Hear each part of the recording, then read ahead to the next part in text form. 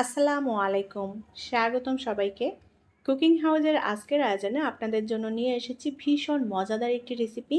আজকে রান্না করব চিংড়ি মাছ দিয়ে কাঁচা কলা ভাজি। চিংড়ি মাছ দিয়ে কাঁচা কলার এই ভাজিটি অসম্ভব টেস্টি এবং মজাদার হয়। সাদা ভাতের সাথে দারুণ লাগে খেতে। যারা এখনও এভাবে চিংড়ি মাছ দিয়ে কাঁচা কলা ভাজিটি ট্রাই করেননি তারা অবশ্যই একবার ট্রাই করে দেখবেন। সবাই ভীষণ পছন্দ করবে আর এটা বারবারই খেতে চাইবে।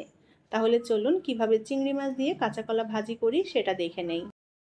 আমি এখানে 4টা কাঁচা কলা নিয়েছি। কাঁচা কলার খোসা ছাড়িয়ে নিয়েছি।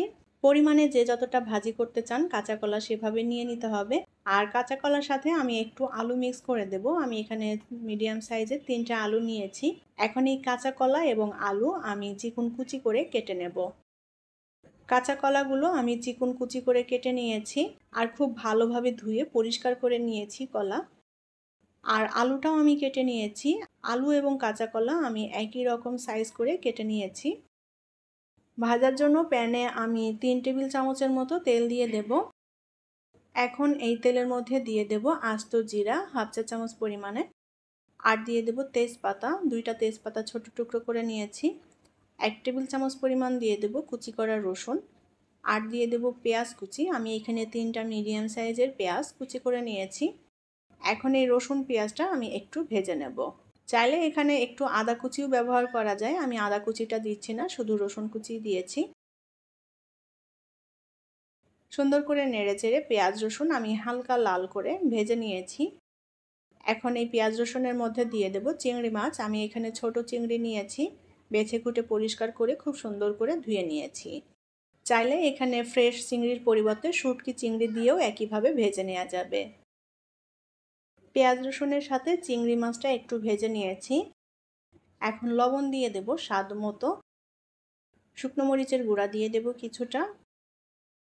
আর দিয়ে দেব হলুদ গুঁড়া, জিরার গুঁড়া দিয়ে দেব।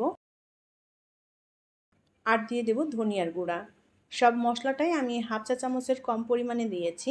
সুন্দর করে নেড়েচেড়ে একটু ভেজে নেব। এবার দিয়ে দেব আলু।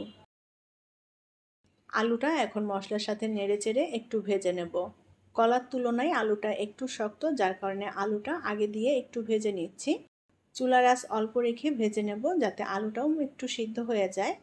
কাঁচা কলা ভাজির সাথে আলুটা মিক্স করে দিলে খেতে ভালো লাগবে, তবে আলু বাদেও এটা ভাজি করে নেওয়া যাবে। অল্প আঁচে নেড়েচেড়ে আমি আলুটা ভেজে নিয়েছি। এখন কিছুটা পানি দিয়ে দেব আলু যাতে সুন্দর মতো সেদ্ধ হয়ে যায়। যে পানি দিয়েছি পানিটা টানিয়ে নেব।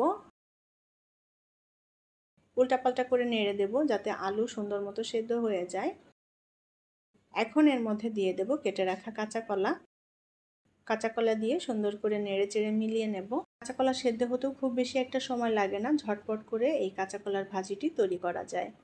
আলু কাঁচা কলা একসাথে নেড়েচেড়ে সুন্দর করে মিলিয়ে নিয়েছি। এখন অল্প আঁচে ভেজে নেব। বারে বারে একটু নাড়াচাড়া করে দিতে হবে যেন পুড়ে না যায়। যে পানি ছিল পানিটা কিন্তু টেনে গিয়েছে একেবারে।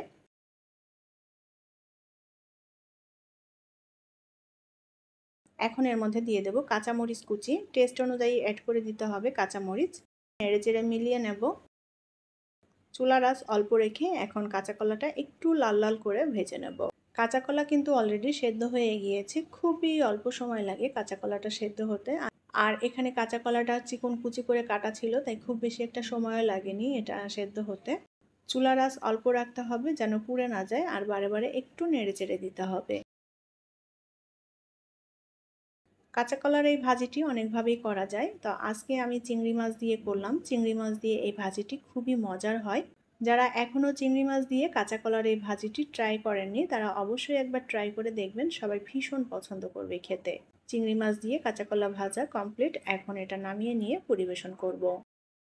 তৈরি হয়ে গেল দারুণ সুস্বাদু এবং মজাদার চিংড়ি মাছ দিয়ে কাঁচা কলার ভাজি। সাদা ভাত দিয়ে খেতে জাস্ট অসাধারণ লাগে। আশা করছি ভালো লেগেছে আমার আজকের এই কাঁচা কলা ভাজির রেসিপিটি যদি ভালো লাগে তাহলে প্লিজ লাইক, কমেন্ট এবং শেয়ার করবেন। পরবর্তী রেসিপি দেখার আমন্ত্রণ জানিয়ে আজকের মতো বিদায় নিচ্ছি। ভালো থাকবেন সবাই। আল্লাহ হাফেজ।